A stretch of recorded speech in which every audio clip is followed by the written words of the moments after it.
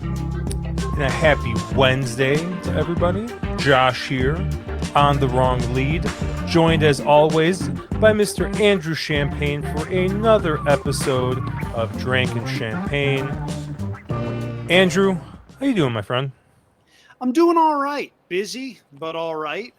We are headed into day number 15 at Saratoga tomorrow. We're recording this on Tuesday night, so you'll be hearing this on Wednesday as day number 15 is in progress. We were wondering what we were going to talk about for this particular week of action because I did see that you and our On the Wrong Lead compadres had a live stream scheduled for Wednesday night, if you'd like to plug that at any point soon. That being talking about a lot of the things going on Saturday. I looked at Thursday's late pick five at Saratoga, and I saw things that were like trumpets from heaven, Josh. Hmm. 4 route races, one out of the chute, so we got to deal with that. But I love seeing route races with full fields. I love seeing races where any number of horses could potentially go favored or take money. It's a really good sequence. I was excited to handicap it. Came up with a ticket that's a little bit more expensive than what I usually play. But as we were talking about in our pre show meeting that we had, this seems like one of those sequences where you wind up with 4 or 5 very logical to reasonably logical horses, and you're looking back going, how did this pay $1,500? It's that kind of sequence. Yeah, we talked a little bit about I think the payout potential for this, and I definitely think that this has got a chance to be a pretty lucrative sequence. And you got a couple ways to go. Yeah, our schedule this week is kind of all messed up. So Caleb is currently working on his thesis and packing. He is headed up to Saratoga this weekend with a couple of friends of ours.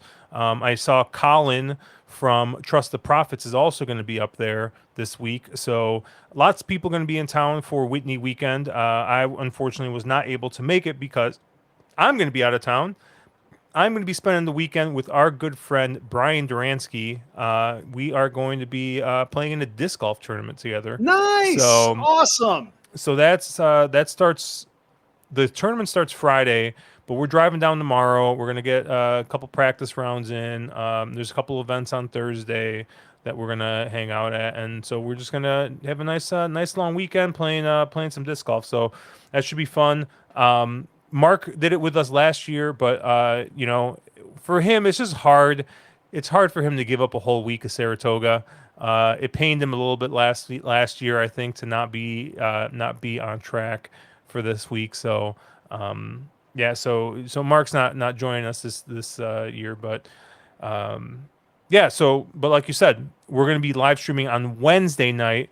It'll probably be a bridged version of our stream. We'll probably go for about an hour, and we're going to start a little bit earlier. We're going to be starting at 7 p.m. Central, 8 p.m. Eastern. And obviously the stream will be up for a couple of days. So if you guys are not able to join us live, always watch the replay, and you can check out our thoughts on the all stakes pick five sequence, not the late pick five sequence, but there's an all stakes mandatory payout pick five sequence, and that's what we're going to be looking at. So should be a lot of fun.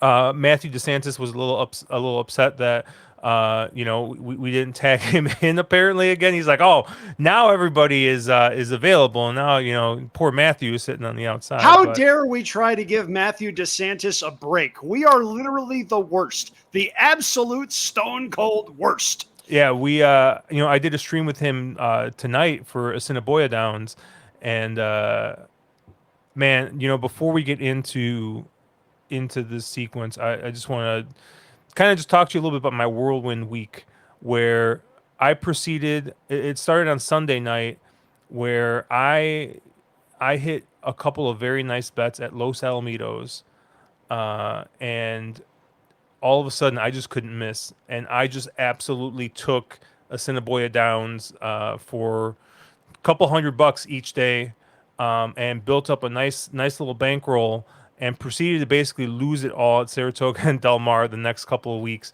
or next couple of days. But I was like, all right, that's fine. I basically broke even for the week. Like, I'm not gonna sweat it. Like, I took a couple shots. Unfortunately, a couple things didn't pan out. And I was still seeing the ball pretty well. And we come into tonight, and I'm on a live stream with Matthew, and the track is just playing just completely different than I thought, and so I make a couple changes, but I'm going back and forth, going back and forth. And finally, it was just like, Andrew, I've just been making the wrong decision left and right tonight.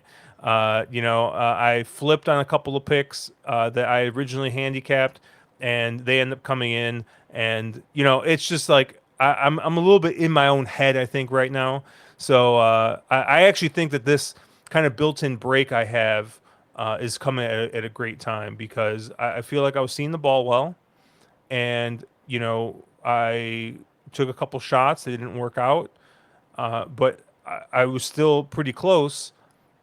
And now, a couple things didn't go my way. Start to tilt. I can start to feel the tilt a little bit, and I think definitely tomorrow I'm not going to play much or at all because I'll be driving and traveling most of the time. And then Friday, Saturday, Sunday, I'll be playing in the tournament. So really, Thursday might be the only day that I get to play this weekend. And I think it'll be a nice little break.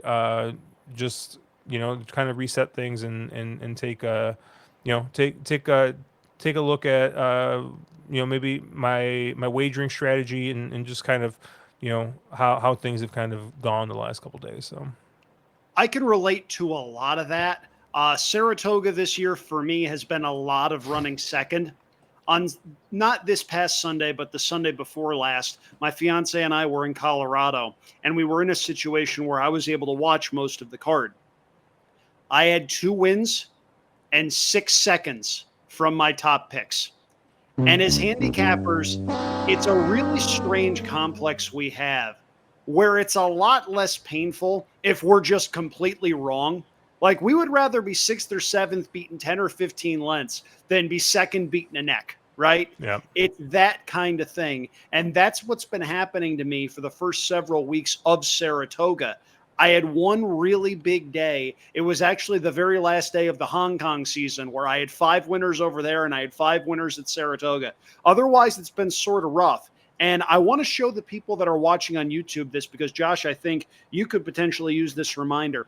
I've taken to scribbling some affirmations on top of my past performances. This is how desperate I am to find my Hmm. form here. And this particular one, I'm going to try to bring this really, really close here, but it says, you can do this. And Josh, I have faith in you, my friend. You can do this. We're going to talk about this late pick 5 sequence, and at least one of us is going to wind up hitting for a nice, and I mean nice, chunk of change. Yeah, so a couple of things. So one, yeah, we were talking a little bit on Matthew's stream, and we were talking about a horse that we saw run last week in Sierra Leone, right? A horse that just seems to want to run second, and I laugh, or I kind of mentioned this that it's funny as betters, we absolutely hate that horse.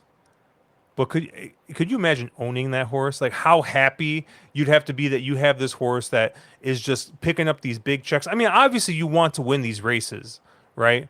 But it's funny just the way that as betters we kind of look at it. I made my usual joke how I love a good story because it just makes a complete overlay. And I talked a little bit about Torpedo Anna, how as good as she is, just because of the story alone, she's going to be like she's the price on hers is going to be out of whack for I think her Right. chances to win.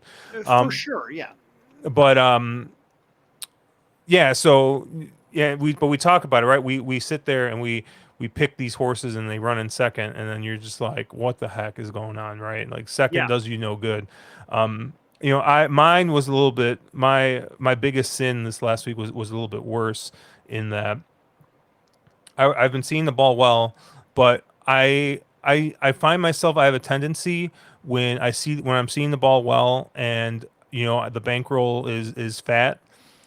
I start playing bigger tickets than I normally do, and you know I've yeah I'll start playing 100 over $100 tickets, right? And that's just not normally how I play.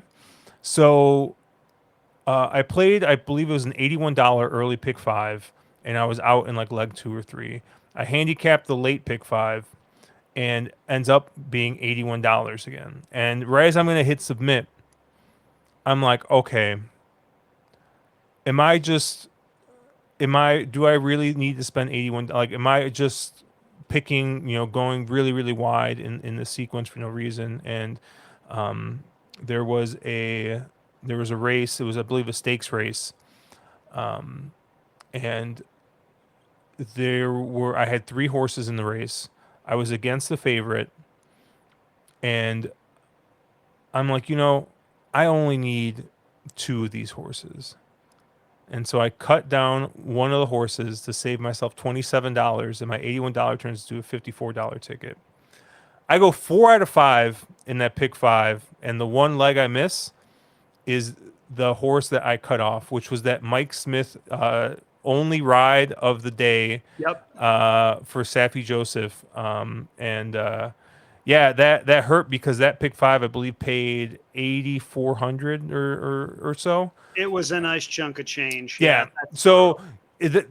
and that just basically that that was really the worst thing that possibly could have happened because it affirmed that I'm seeing the ball well, but I second guessed myself, and then when I felt myself start to press a little bit, I stopped second guessing myself when I should have been, So it just, I got all in my head. I think it happens to all of us, and I really think becoming a better really is about catching yourself too when these kinds of situations happen. So, yeah, I just gotta just have a short memory, right? Old Ted Lasso, right? Be a goldfish.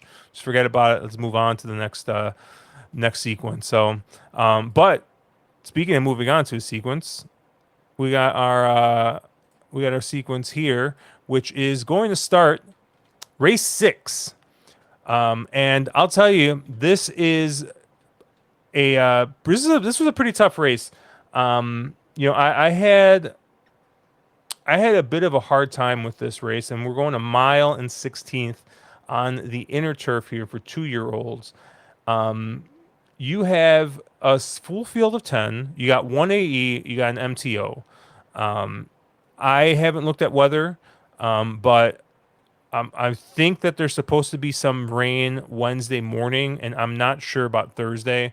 But I'm capping this for fast and firm, and obviously adjust if weather ends up coming in. But your morning line favorite in this race is the 8 Iron Max. McDiesel's at 9-2. You got Richard Avenue at 4-1. Ori at 6-1. A couple of 8s to 1. I mean, I think this is a pretty flat race. Iron Max actually just raced last week, July 24th, and is coming right back on short rest here for Jeremiah Englehart. And I ended up not using. I went a couple of different directions.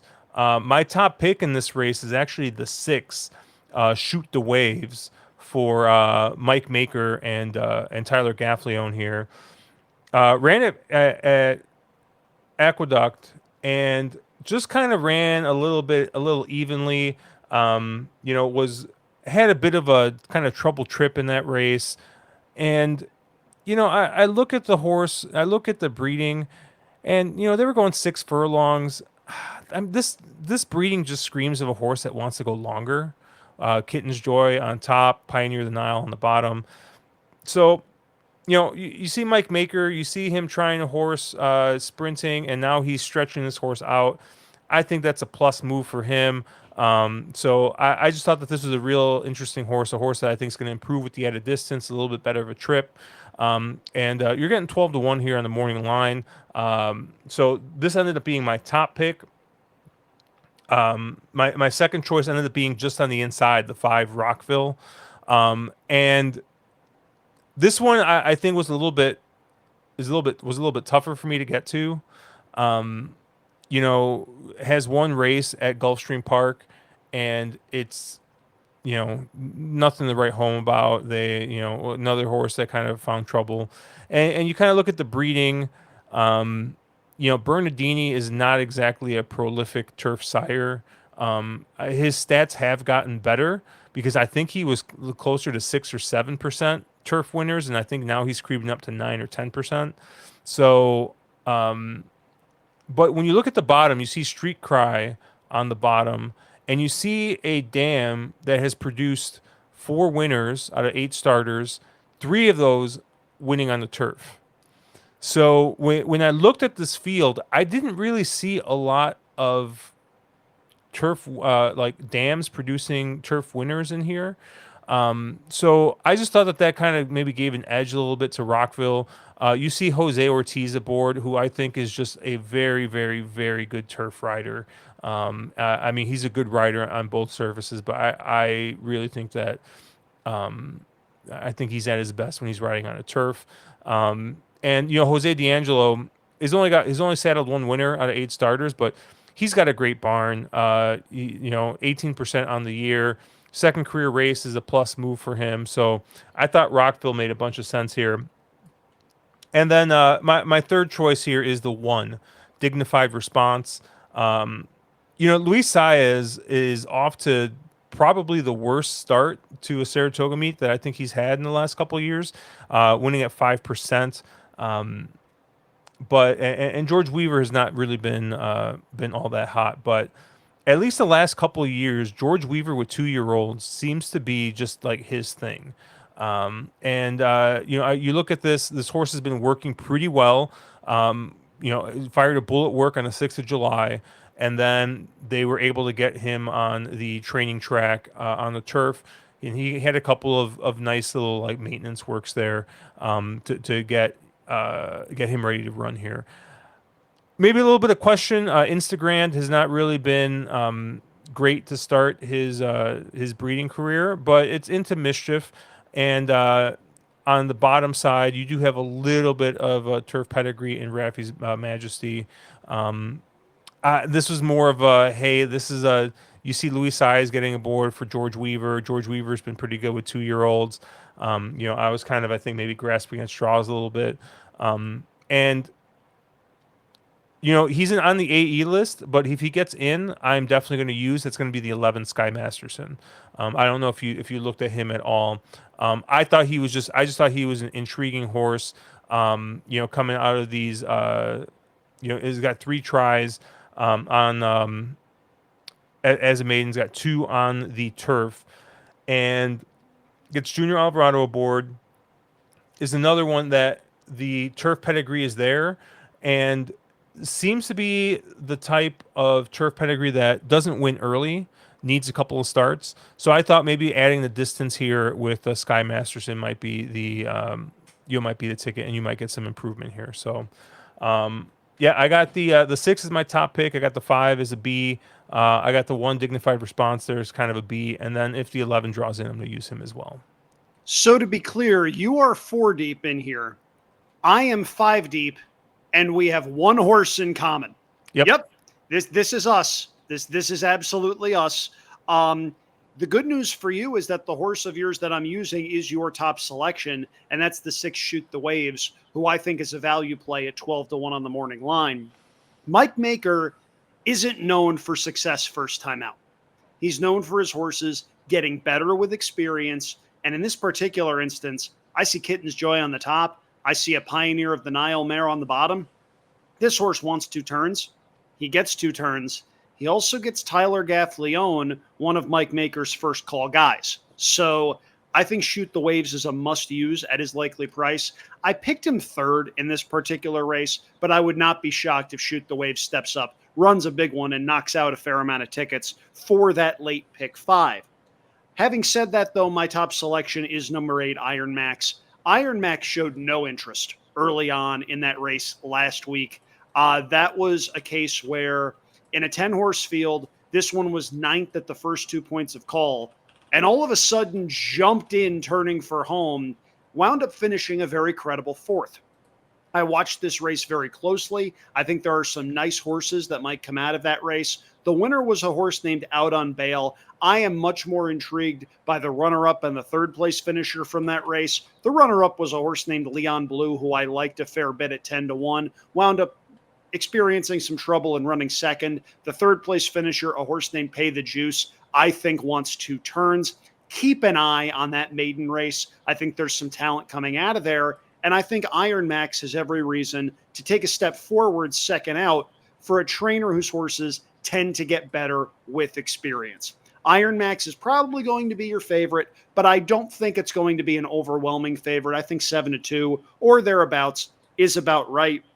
There are a bunch of horses in here that exit the same race on July 7th at Aqueduct. I'm going to use a couple of them in here, but I have to tell you, I'm not crazy about that race in general. The one I like the most out of there is horse number 3, McDiesel. It sure doesn't seem like there's a lot of early speed signed on. I'm not crazy about backing Rudy Rodriguez. You were talking about barns that have had some trouble to start the meet. Rudy Rodriguez is 0 for 27 to start the meet. I don't love using him in this spot. He did, however, run very well despite being pretty green first time out. And I do think there's not a lot of speed in here. I see Jose Lezcano sign on, one of the more underrated turf riders on this circuit.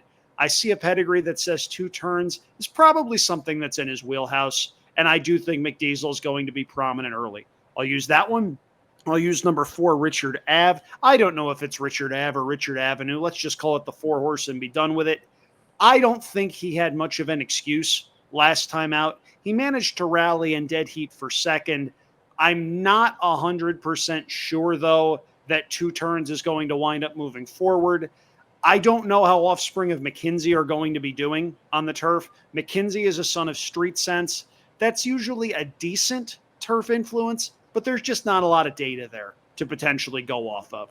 I'll use Richard Ave, but that one is probably more of a B than an A. And the other horse I'll use as a bit of a B is the 7 Ori. This is one of several that had gate issues in that July 7th race. Managed to rally to finish 4th, adds blinkers. Mike Maker sends out this one as well. So if you like horse number 6, Shoot the Waves, I think you sort of have to like number 7 Ori, even if the price isn't going to be quite as appealing. I'm 5 deep in here. I don't have much in the way of a super strong opinion. I'm 3, 4, 6, 7, 8.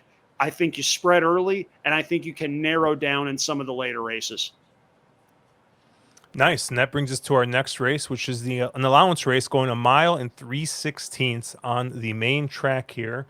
And your morning line favorite is going to be 2-1 on the 3 on Esprit, Complete Agenda at 7-2, and then you get 5-1 on Mystic Knight and St. Andrews, 6-1 on Grandpa's Kid, 8-1 on Rocco Strong, and then double digits on the 1 and 7 Debate and Bar 14. Andrew, where did you end up here? So this is a really peculiar race. First of all, we don't see many main track races carded at 1 mile and 3/16 at Saratoga. Usually when it's 2 turns, it's 1 mile and 1/8. Not sure what happened here. I'm not complaining, however. What I did notice, though, Josh, there are a lot of horses stretching out in distance considerably. I'm not talking 1 mile and 1/8 to 1 mile and 3/16. I'm talking 1 mile. I'm talking in some cases 7 furlongs. These are, with a couple of exceptions, 1-turn horses. And with that in mind, I have a lone A in here, not a single, but a lone A that I'll be leaning on, and that's the 3 on Esprit. This is a horse that has won going 2 turns twice in a row at Oaklawn and at Churchill, and has done so very impressively since going to the Mike Maker barn. I'm not 100% sure what he beat in either of those 2 starts. I do like that the runner-up from that race on May 17th came right back to win. I see a horse that, at a minimum, excuse me for a second, my fiance has forgotten that I'm recording. So I do think this is a horse that can go 2 turns. He's shown he can go 2 turns. He's shown he can run on a fast track. He's shown he can run on a sloppy track. And I think he is definitely the horse to beat in here. That, I think, makes him a worthy favorite. Not necessarily one I'm super excited to bet because even he's stretching out a little bit from a mile and a 16th, mile and an eighth to a mile and 3/16. But I do see a horse that's won 14 times. I see a horse that's 2 for 3 this year. He's a logical favorite, especially with a Rod Ortiz aboard. There's two others in here that I'd advise you to use at least as B's, though. One of them is number 6, St. Andrews, who goes first off the claim for Orlando Noda. Last time out, ran a decent second going a mile at Aqueduct. Did run pretty well 2 starts back at Oaklawn, going a mile and a 16th. That's a 2-turn route at least. That day's winner and second place finisher both came right back to win. There's some flexibility here with this one's running style. He does have a little bit of tactical speed, or he can potentially sit back and make one big run. That gives Tyler Gaffleone a couple of options. You've got a big ol' A right by my other B, and that's the 7 bar 14. This is mainly a pace play for me. Based on speed figures, he's got to move forward significantly. If you are watching this on YouTube, you are seeing Josh's favorite letter number combination, E8, and 3 cherries. I do think he's going to be the early speed. The question is, does he want to go a mile and 3/16? There are some 2-turn races on his form. Some of them are at Finger Lakes. One of them is 7 furlongs at Charlestown. But I see early speed. I see Luis Saez. And I don't see much other early speed elsewhere. At his price, I need to at least have him on a couple of tickets. Having said that, though, On Esprit is my lone A. St. Andrews and Bar 14 are my Bs. Yeah, surprise, surprise. Bar 14, my top pick in this race. Have him written down as an A. You basically said it right. I think this is a complete pace play. As much as I love cheap speed, I love cheap speed even more when there's no other real cheap speed in here. Cheap speed, or as our friend Chase calls it, inexpensive velocity. Yeah. But that's my top pick in here. My other A is actually the 4, Mystic Knight. New to Linda Rice's barn, claimed last time out from Rob Atras, and ran a decent second in that race. But this is another one, I think has got some 2-turn form, and I know you got to go look kind of far back. We're looking at Aqueduct, going that mile and an eighth in the allowance race. That race fits in here, and this horse has been very, very popular in the in the claiming, the claiming barn. Has been going back and forth, back and forth. Now with Linda Rice first off the claim 24%, second off the layoff 21%, and I think if the 2 other horses I used in here with Bar 14, I think if Bar 14 does just fold up shop, I think Mystic Knight's going to be sitting there in second or third in kind of that tracking trip, and I think might be the one that kind of gets first run on Bar 14, kind of tiring in this spot. My third choice in this race is the 8 Rocco Strong for Rudy Rodriguez, and this is another one. Last time out ran a pretty good race. Ran a second to Empty Tomb, and got claimed by Rudy. And Rudy is pretty decent first off the claiming at 19%. He's putting the blinkers back on this horse, so this horse has not ridden with blinkers in a while, but this is not just first time blinkers. And that's another plus move for him. And it just tells me that they're trying to keep this horse, pretty close up. Joel Rosario board, and I think that this is basically kind of a worse version, I think, of for Mystic Knight. This especially on optics looked like a pretty big circle up, pretty close to the 7. This looked like maybe the horse that's going to be sitting in second. So I'm really just I'm sticking with the horses that are going to be forwardly placed in here. That kind of stuck me with the 7, the 4, and the 8. The 3 On Esprit, I think totally can win this race. I think he's going to be very short based off that last effort, and I have a hard time. Taking a really, really short price in the horse that obviously ran a good race, but that was also in the slop at Churchill Downs. And if you look at by how many lengths he won by, when I see that kind of open length victory in the slop, I kind of just alarm bells go off, right? Maybe the horse just really, really took to it. I mean, maybe the horse is just that good. I mean, the race two back was against lesser company, and he won by open lengths there. So, you know, I don't know. I was probably trying to take a shot here. We talked a little bit about us how we were kind of structuring the ticket. I'm using two kind of short price horses in a different race going forward, so I think I need to get around a short price in this race. So I have a fade on the three. Well, I'm very happy you brought up number 4, Mystic Knight. It completely escaped me as I was going through this, but that was actually the last horse I threw onto my ticket. I mentioned A's and B's. This would be like a C plus, B minus kind of play for me. Based on speed figures, on numbers, on the recent form, Mystic Knight fits in here. And Linda Rice can certainly move a horse up first off the claim. I like that she moves this horse into a starter allowance race as opposed to going the other way down the class ladder. What I'm concerned with a little bit, though, is this one's best races have come going a mile. Even out of the Wilson shoot last year, it seemed like the 1.5 turns wasn't quite what this horse wanted. I'm not sure that he wants a mile and 3/16. But if bar 14 winds up going early and wanting no part of the distance, Mystic Knight gets first run and at the very least gives the rest of the field something to think about, possibly at an overlaid price.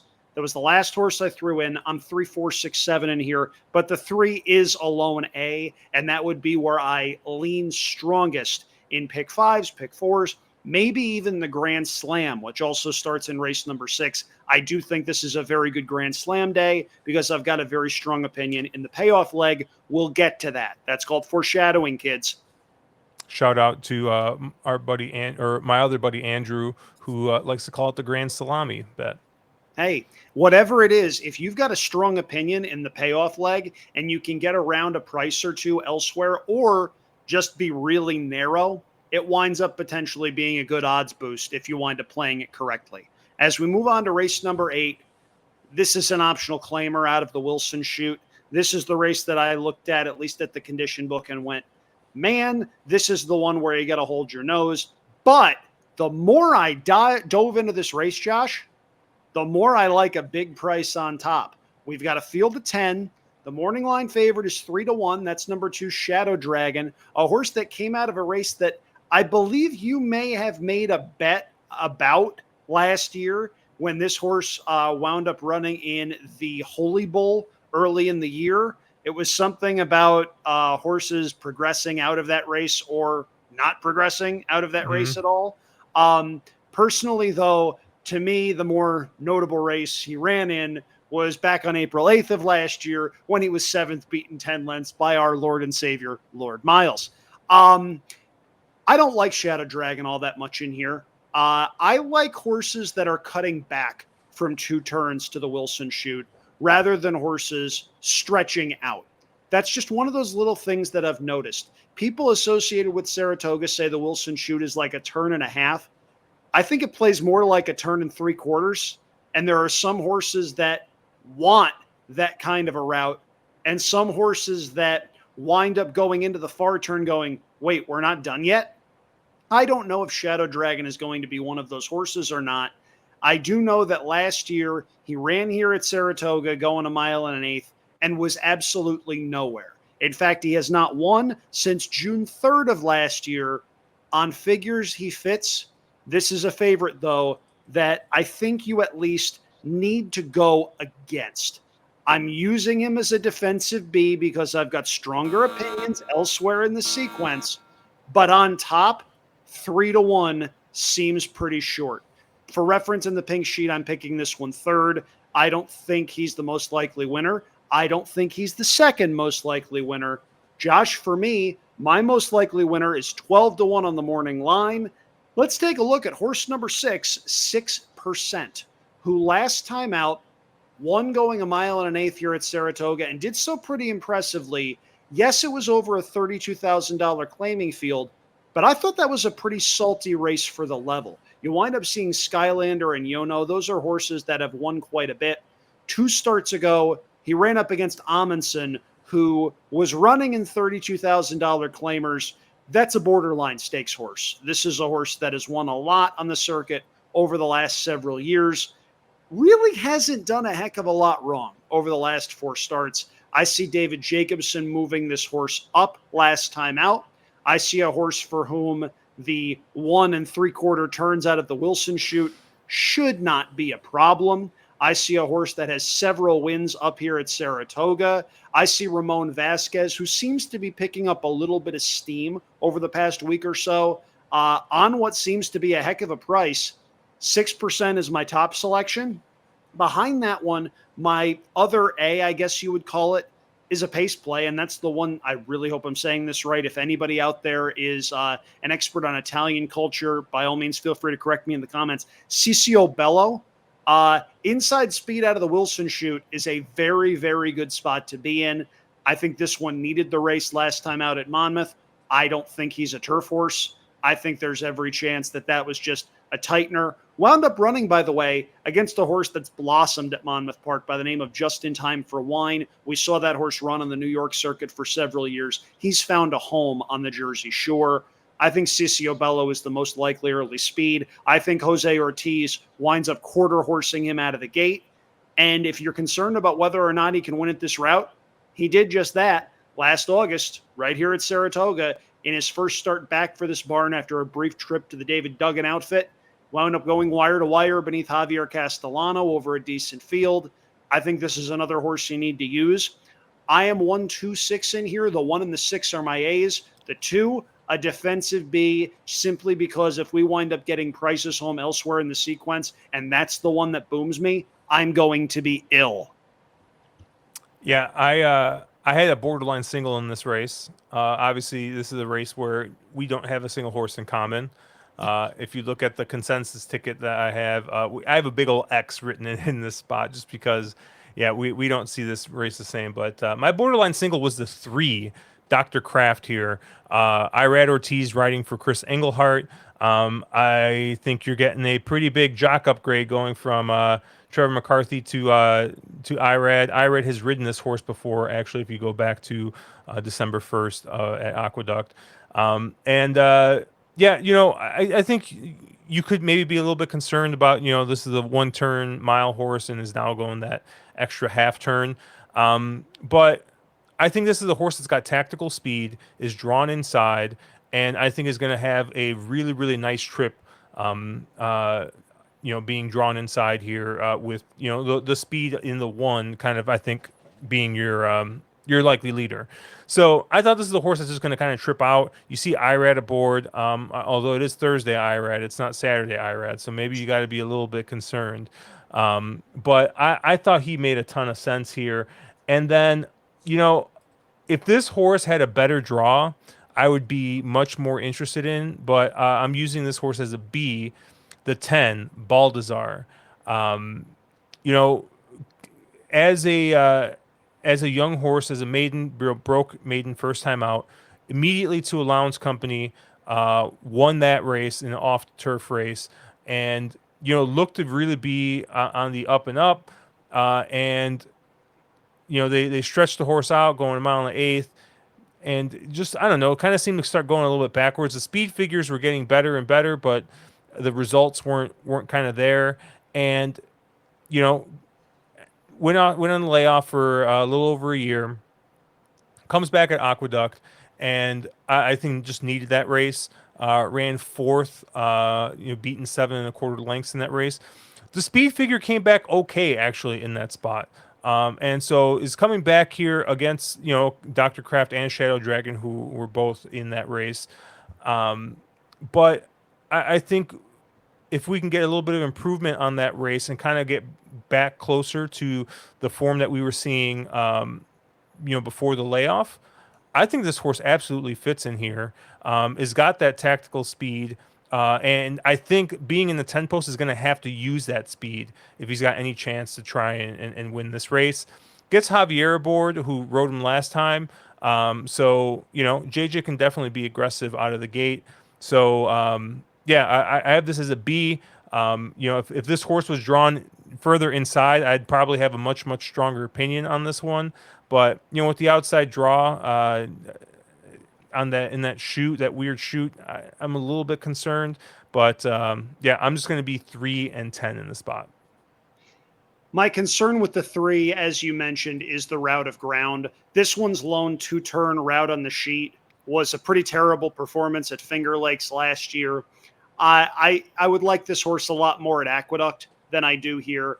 Baldassar is a horse that I honestly thought might have been an emerging star back in late 2022. You mentioned how impressively he started his career.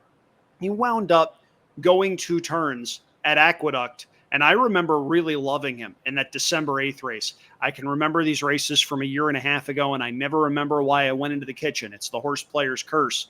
But he wound up running at least a decent race his next time out, getting cut back to a mile, wound up running second behind 6%. He's chased a couple of these previously, and I detest the post. I mean, we've mentioned that inside speed is a very good thing to have. The 10 hole out of the Wilson chute, this is a really tough draw.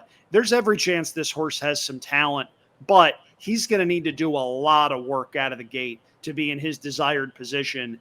And even if he gets there, he's probably going to spend a lot of energy doing that. He's going to have to be a very, very good horse in order to beat these from that draw. All right, race 9, the Glens Falls here. We're going to be going a mile and a half on the inner turf. And your morning line favorite at 2-1 is McCulloch, the winner of last year's version of this race. Andrew, you got a single. Yep, and it's the one that you've mentioned and that you're showing on the screen. So I need to give David Aragona, the morning line odds maker for the New York Racing Association, a lot of credit. He is far and away the best morning line maker in the business. It is not close. Having said that, I do think number 5, Eternal Hope, is going to be vying for favoritism in here with McCulloch. Number 3, Chop Chop, is 5-2 on the morning line. Nice horse, but I simply think Chop Chop is going to be the third choice in here, despite going out for Brad Cox and Frankie Dettori. You've got a Chad Brown, a Rod Ortiz horse on the far outside, and you've got a Charles Appleby, Flavian Pratt horse elsewhere in the field. I think this is a 2-horse race between McCulloch and Eternal Hope, and I prefer McCulloch in here. This is a horse that last time out ran in the Grade 1 New York and did not run badly against Didia and horses like that, including Warlike Goddess, going a bit shorter than I think she wants. McCulloch wants to go about 9 miles, and she has shown that. Her best races have come going a mile and 3/8, mile and a half. She gets the mile and a half route here, and she also gets, Josh, and I know I'm tempting fate by saying this, in a turf race in New York, a lot of pace to run at. Alpha Bella's got to go. Royalty Interest, who's also a Chad Brown Clairvaux Stables horse, has to go. Chop Chop, I don't think is going to be too far behind. And I think number 4, Parnak, probably has to go as well. There's speed in here. And I think that sets things up perfectly for a horse that loves this route, that has shown she loves Saratoga. And I think McCulloch is the most likely winner of this sequence. I think it's a 2-horse race here between her and Eternal Hope. I respect Eternal Hope. I'm not going to be shocked if Eternal Hope booms me here, because Charles Appleby horses just tend to do that. But I don't think it's sound ticket structure to play them both. I think if you've got a race like this, you take a stand, you back one of these horses, and you spread elsewhere in the sequence, trying to get something home around those horses. That's what I'm trying to do with McCulloch. That's why I've been able to throw in a couple of horses that are probably B minuses for me. McCulloch, to me, hits me as the most likely winner in the sequence. She's the linchpin horse for me. If she does not win, I lose. And as I mentioned, I don't think it's sound ticket structure to be using them both in this race. So, Josh, tell us what you're doing. I'm using both of them in this race. Josh hates money. Josh hates money. I have McCulloch as an A, so I'll probably have about 75% of my money going through McCulloch, and then I will have Eternal Hope as a B. It's kind of tough to ignore the 2 wins coming from overseas. You know, comes here and Jamie Spencer picks up back-to-back wins at Aqueduct with this horse. Uh, you know, been on the bench for quite a while. And gets Flavian Pratt aboard, who's basically riding better than anybody else in the country right now. So I have a hard time uh, leaving this one off my ticket. And as I kind of stated before, I've taken, I guess, stronger stances against some shorter prices in earlier races in order to kind of give myself some equity in order to try and be able to use both these horses in the spot. That's why I was against a couple of favorites earlier in the sequence. If I felt really strongly about another favorite or two earlier in the sequence, I would probably single McCulloch here. But I feel like I have a little bit of equity to play around with, and so I'm going to use the 5 on a couple of tickets. I believe we have a Josh Hates Money button and graphics somewhere that we might want to dust off at some point in the very near future. But No, I but understand. I I, get I where you're coming from, but I am a little bit concerned that somebody steals this on the front end still. I I have this don't know. I I see have a that lot of concern speed. every time that anybody goes a mile and a half on that damn Saratoga turf. I get, I don't know, I feel like I'm gonna get Thaced or not Thaced. Who's the other one? Who's the good one? Tributhon? Tributhon or Tribuven, whatever? yeah. Yeah. Tribuven, yeah. Yeah. That was, I believe, one of 4 Chad Brown horses one year in some Grade 1 race that Eric Consell rode, who just forgot to stop. I hear you, but I think there's just way too much speed in here. If 1 or 2 of the speed horses scratch, though, I understand where you're coming from, but Alpha Bella's got to go, Royalty Interest has got to go, and a couple of others won't be far off. I do think you're going to get a pace to run at. Yeah, man, there was some I looked at this race and I know you mentioned Chop Chop and how you don't like the line on him. But there's just something about the fact that Frankie doesn't know the rules here, what happens in New York, and he just goes out and sets an honest fraction and gets loose on the lead and wins on Chop Chop that I just see happening. I don't know. I can't shake that feeling for some reason, but we'll move on here to race 10. The closing leg here, going a mile and 16th on the turf, and well, I went 1, 2, 3 deep in this spot. My top pick is the 12, Coach Sessa. I think this is the horse that makes the most sense. Leaving Brittany Russell's barn, coming to Rob Atris's barn.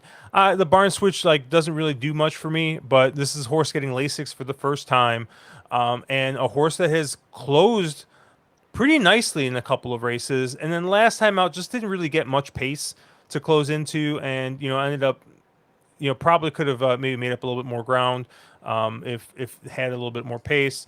Like I said, gets the added Lasix, and I think that's a positive here. So really like Coach Sessa here. I think set up nicely for him. The 9, Just Heart. Irad Ortiz riding for Bruce Brown, which is not something you see a ton of times. And Bruce Brown, not necessarily a trainer that wins a lot. He has a small barn, doesn't run much. He's an 8% trainer this year. In his last 22 tries, though, going from maiden to maiden claiming, he is 23%. So he's dropping this horse, he's stretching this horse out, and he gets Irad Ortiz Jr. to ride.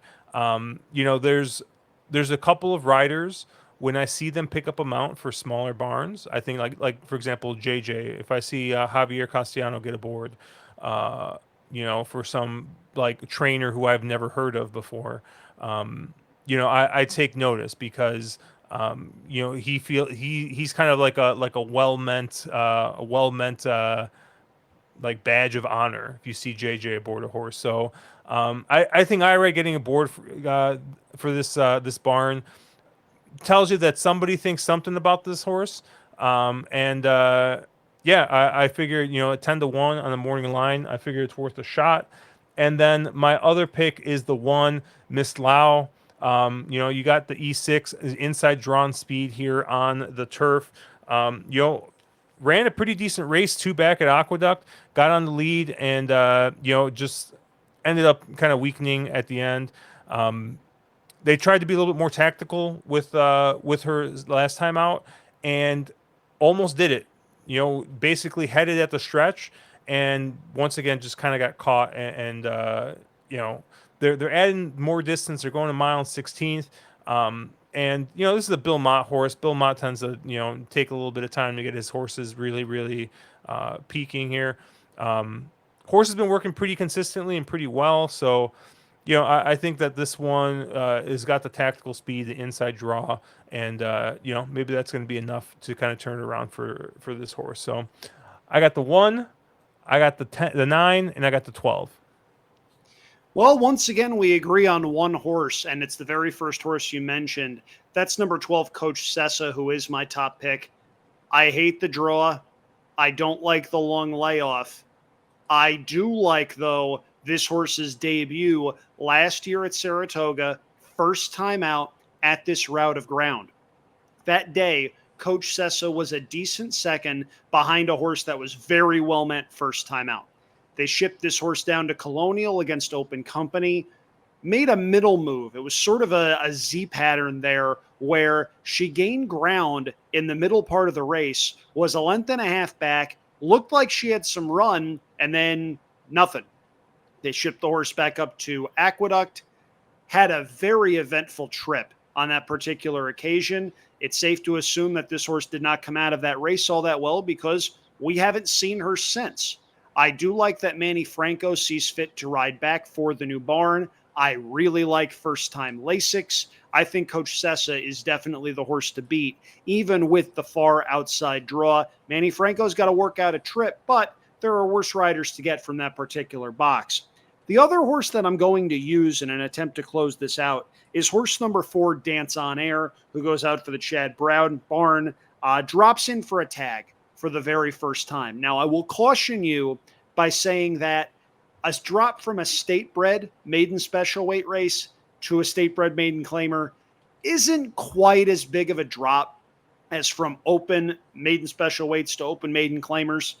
You're already dealing with a smaller subset of horses, and there's not as much possibility of running into a freak in a state-bred maiden special weight race as there is in an open one. Shout out to the New York bred program. They've done a really nice job, but it's still a smaller subset of horses, and they're closer together, so to speak. But Dance on Air, at the very least, comes out of what I think is a live race. That day's runner-up, a horse named Summer Whirl, came right back to win at Next Asking, and she did at least have an excuse racing wide around the first turn in what was her first 2-turn start. I think Dance on Air could very well improve with the addition of Flavian Pratt, who sticks around to ride a state-bred maiden claiming race when there's nothing telling him he has to do that. I think Dance on Air could very well improve at third asking, still as a fairly inexperienced horse. The horses around this one, we've seen enough to be able to come to some sort of a conclusion. Dance on Air, at least, I think, can improve. I'm 4-12 in here. I'm too deep in an attempt to finish this out. Dance on Air, I think, will come down a little bit off of that 6-1 morning line solely because of the connections. I've got a very difficult time believing we're going to see Chad Brown and Flavian Pratt at 6-1 in a turf race at Saratoga. But I do think the 12 is the more likely winner. I do think there's some pace signed on. You mentioned Miss Lau. I think that one goes early. I think Pamplona Red, horse number 7, winds up going early as well. And I wouldn't be surprised if Just Heart, the horse that you talked about a little bit, winds up going early beneath Irad Ortiz. Just Heart would make a lot of sense for me going 5.5 furlongs at this level. I'm just not sure if Just Heart wants 2 turns given the pedigree. The pedigree seems pretty sprint heavy to me. All right. Well, we got our 2 tickets here. Andrew, walk us through your ticket. Sure. So this is a $60 ticket from a caveman standpoint. If you want to lean on my stronger opinions, go back through, take a listen to what some of my stronger opinions are. But I'm spreading in the first 2 legs. I'm 5 deep in the 6th. I'm 4 deep in the 7th. It says I'm 3 deep in the 8th, but remember, I'm trying to get around number 2 Shadow Dragon. That's a B for me and will only be on a couple of my tickets. I'm singling McCulloch in race number 9, the Glens Falls, and I'm too deep to finish things out with 4 and 12. It's a $60 ticket. If that's a little bit steep for what you're looking to spend, just play my late pick 4 ticket, which winds up being $12. Yeah, my pick 5. I'm 156 in that first leg. I have the 11 in parentheses. Obviously, it's an AE. If he draws in, I would definitely use as well. 478 in leg 2, 310 in leg 3, 5-7 in leg 4. Obviously, like Andrew said, if you're looking to single, I would single the 7. That cuts your ticket in half. But I think I'm trying to build some equity with some longer prices in that early part of sequence, and I think I can afford to use both of them. And then we got 1-9-12 in the last one. Same thing. Honestly, if I would almost rather single maybe the 12 in the last race than even get rid of the 5 in leg 4. But that's kind of why, like I said, I like playing with the AB structure. Lets me press my stronger opinions. Have a spreadier ticket, and if my strong opinions get home, then I have the ticket multiple times. But and then, unfortunately, week 2 of our consensus ticket, I had 6, 4, 7. I have X. So I guess you could play an all there, Andrew. How many horses are in that third I leg? mean, you could. And I will say, by the way, a friend of mine in the Saratogian pick box, the Wise Owl, went this strategy where he played the early pick 5 on Sunday. He went 4 for 4, bought race number 5, and that was the bonkers race where the Chad Brown horse broke through the gate, wound up getting disqualified. There was carnage everywhere, and that ridiculous long shot wound up winning that race. He wound up hitting the pick 5 just by, going narrow, narrow, narrow, narrow, hope for chaos, and getting the chaos. So there are worse potential things to do. What I will say, though, is if you want to hit the all button in that race, it is going to cost you, because that's a field of 10 before scratches. So if you hit the all button in there, that's, let's see, 3 singles, 2 deep, 10 deep. It's a $10 ticket. Going back to that chaos race, just to tell you how my week went. Which 2 horses do you think I had in that race? The horses that ran 2nd and 3rd? No, the horse that broke out of the gate and the horse that got no contest or non-runner.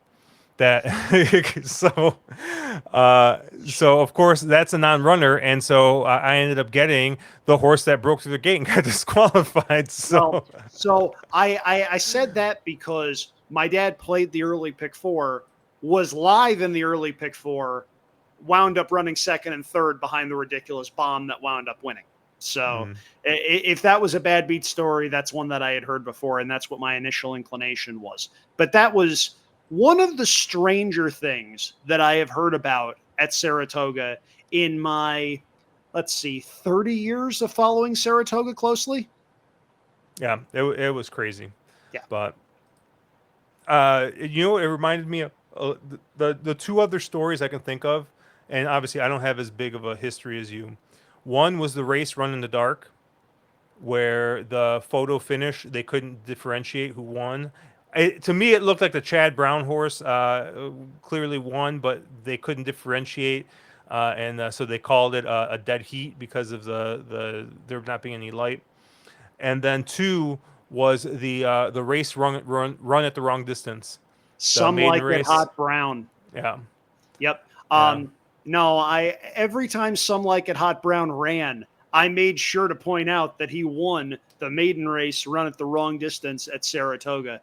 The most bizarre story that I have ever heard at Saratoga involves what is absolutely the worst disqualification in the history of horse racing. And I'm not saying that to take a stance or hot take. The stewards at Saratoga literally took down the wrong horse. There was a horse named Alamuse. A friend of mine by the name of John Preachy gave out Alamuse in the pick box that he was working for at the time. Horse wound up winning at 6-1, 7-1. There was an inquiry because there was carnage in behind the horse. Alamuse was totally clear. They took Alamuse down. John Preachy stormed into the steward's office from the press box and firmly states, "I respectfully submit you've taken down the wrong horse." Think about that. think about the fact that moved an impartial writer to march into the steward's office at Saratoga and say that. That is the worst disqualification in the history of horse racing. And every time somebody says something else on Twitter, whenever there's a questionable call or whatnot, to me, it's just an indication that they've never heard that story. One funny story that came out of that distance at the wrong race, or the race the wrong distance. There's a Twitter account called the Racing Onion that doesn't post very often, but they posted a pretty good one, which was it said something like, when Joel Rosario was asked about the race being run at the wrong distance, Joel responded, that's okay. My mile and the 16th horses run a mile and the 8th anyways. Yeah, the Racing Onion puts out some pretty good stuff when they wind up having the motivation to be able to post. Got to tell you, that motivation to be an active part of the Twitter universe sometimes runs a little bit low, but it's that was one of those things where you're looking and you're going, how does this happen? How does this happen? And just for comparison's sake, somebody else pointed this out earlier today. The Olympics use ridiculous state-of-the-art technology as part of swimming that can discern things down to 1,000th of a second. And here in horse racing, we rely on a photo finish camera that sometimes doesn't work in the dark, and races that are sometimes run at the wrong distance, and no clear answer to the question, what is a foul that merits disqualification? Which to me is the lasting legacy of the maximum security Kentucky Derby disqualification. The fact that multiple years later, if you ask 4 people from 4 different racing jurisdictions, what is a foul that merits disqualification? You're getting 4 different answers, and none of them are wrong, because in those jurisdictions, that's how they're enforced. Horse racing in a nutshell, people. All right, that's going to do it for us here, Andrew. Where can people find you this week? Well, on that happy note, AndrewChampagne.com has all of my Saratoga stuff. You can also take a look on Winners and Winers, where, weather permitting, I will have stuff available for multi-race exotic sequences through the rest of the Saratoga program. If weather winds up wreaking havoc, I won't put something together. But if fields wind up holding up, you'll still be able to see some stuff from me. If you want deeper dives into some of those multi-race exotic sequence, it's not going to set you back too much. They're $5 a piece. It really helps support the organization that I work for, 40 hours a week. So if that's something you're interested in, links to that will be available on my site. You can also check me out on Twitter at Andrew Champagne. And hopefully we wind up heating up in the pink sheet pick box, because I'm 8 behind a cartoon character right now, Josh. And as my father can attest, I'm not taking it well. And obviously, you can check us out at ontherwronglead.com, at wrong_lead on Twitter. Make sure you like and subscribe. We will be live tonight, Wednesday night at 7 p.m. Central, 8 p.m. Eastern, covering that All Stakes Pick 5. Let's make some money, Andrew, on Thursday, and let's not complain about my tickets.